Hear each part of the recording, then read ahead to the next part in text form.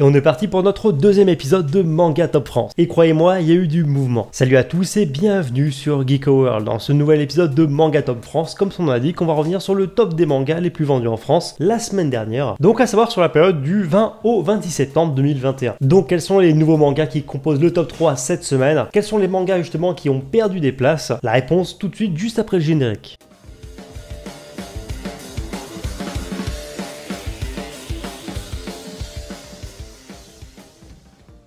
Avant d'aller plus loin dans la vidéo, comme toujours, je vous invite vraiment à vous abonner à la chaîne si ce n'est pas encore fait, que vous découvrez justement mon contenu aujourd'hui. C'est totalement gratuit, ici on parle d'actu manga. Si vous voulez me soutenir, vous pouvez me soutenir en lâchant les pouces bleus parce que plus il y en aura, plus mon contenu sera mis en avant sur la plateforme. Et je suis également dispo sur Twitter et Instagram, les liens sont en description. Et je rappelle bien entendu que cette émission est basée sur les statistiques du site Edistat, donc qui recense le top 200 chaque semaine des livres, mais tous livres confondus, donc romans, comics, BD, tout ce que vous voulez. Et donc quand on parle du top 200 justement dans cette émission, c'est le top 200 général. Et on commence très bien justement ce top 10 cette semaine parce que à la 10e place, donc dernière place de ce classement, on retrouve le premier tome de My Hero Academia qui fait une belle ascension fulgurante qui lui permet justement de s'emparer de la dernière place de Stop. Le manga réussit quand même à se classer 65e du top général des livres les plus vendus en France, au top 200 bien sûr. Le premier tome de My Hero Academia, il a gagné 23 places et il figure déjà depuis 63 semaines dans le top 200. Ça prouve qu'en ce moment il y a à nouveau un intérêt pour My Hero Academia qui reste sans conteste un des mangas les plus vendus en France et ça fait plaisir en tant que gros fan de la série. Izuku, c'est le meilleur héros de shonen de la nouvelle génération. Juste au-dessus, lui aussi il a gagné du terrain cette semaine parce que avant il ne figurait pas dans le